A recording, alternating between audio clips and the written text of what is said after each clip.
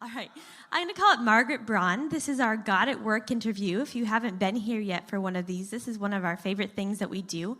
This is not enough time to talk to Margaret about her life and what God is doing in her life, but it's a little snippet, and it's an important way to remind ourselves of the fact that God is at work Monday through Saturday in our lives, and what he's doing in our lives. Sometimes it's really obvious, sometimes it's more subtle, but we are each called to be God's servants at work. So sometimes what we do is we honor somebody by being able to get to know them a little bit better, so that's awesome, and then also being able to ask them about how God is at work in their lives. So have a seat, Margaret, and I'm going to interrogate you here.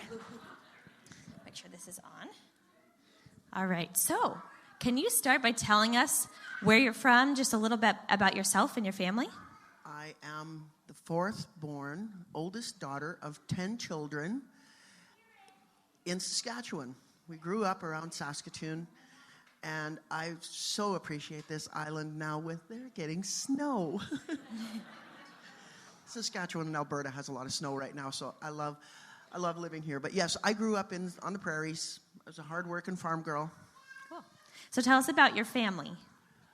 Well, I have 7 brothers, two sisters, and we all lived on a farm. We are all married, and sadly, I'm the only one. Happily, I'm the only one divorced. Yeah. Went through I made my mom a calendar with little beads for every child and every grandchild. We have 139 people in my mom's family, so I come from a very large family. So tell us a little bit about how you came to follow Jesus. I was living in northern Alberta. I didn't what they call bust loose until I was about 22. Moved to northern Alberta, started working in a restaurant and drinking heavily, and my parents were at home on their knees.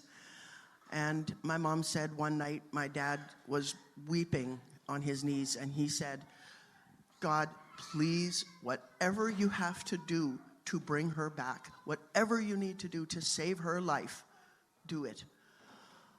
And I got pregnant. And I had Tyler. And he was God's instrument in bringing me to him. And so I moved home and started going to church and went to a crusade. At that time, there was a lot of crusades going on around Saskatchewan, and I went to a crusade, and my parents begged me to go every night for 6 nights, and I refused. Finally, on the last night, my dad just wouldn't. He said, "We're not going until you come along," and I went, and I felt like I got dragged by something invisible to the front when they had the altar call, and I gave my life to the Lord. Tyler was 3, and it's been a journey since. Cool. So what takes up most of your time? What would you call your work, your main work? Kids. Yeah, so tell us more. Okay, I started fostering totally by accident in Saskatchewan. Jack's, my youngest son's best friend, was a foster child. He ended up going back to his grandparents, and they couldn't take him, and they asked me to take him. And that's how this whole journey of 116 children has gone. Oh, so I've been a foster parent in 4 provinces, and I have to say this is by far my favorite. I've had more kids here than I have anywhere else. But I love doing what I do, and I will probably retire when they slide me into a casket. Right. Sounds good.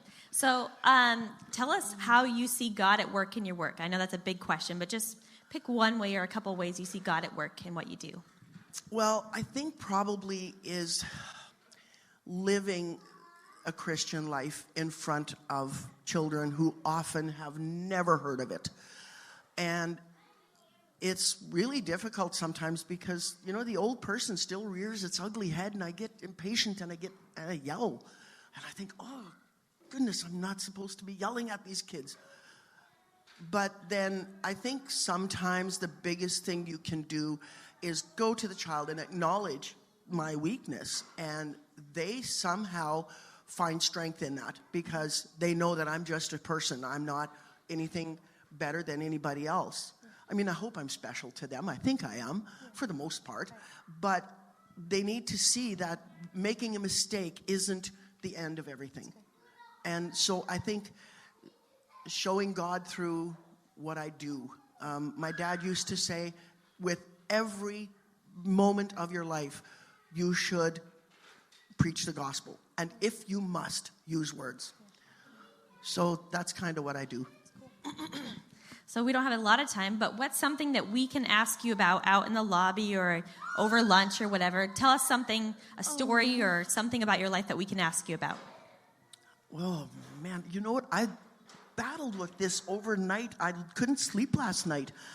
I don't know. I think probably how God has been beside me through thick and thin. I've had some fairly serious injuries in the past, and the last one was almost exactly a year ago. I was visiting my mom, and I ended up waking up 2 days later in the hospital. I had brain surgery, and how God really moved in all of that. So if you're interested, that's something I guess you could ask me. But a lot of people already know a lot of those details. But yeah, and if you're not faint of heart, you can ask about Tyler's birth story too, because it's a very encouraging testimony of God being at work for you. So is there anything that we can pray for you regarding God being at work in your life? Anything you're struggling with or direction you're heading? Yes, I have noticed that since my head injury, I have a lot less patience. And I try so hard at home sometimes, and, kids are kids, and they will do what kids do. And sometimes I used to be so much more patient. I could take it more, and they would do things that they knew they weren't supposed to do, and I wouldn't get so short-tempered, I guess is the word. And that's a struggle that I have in the last year. Okay.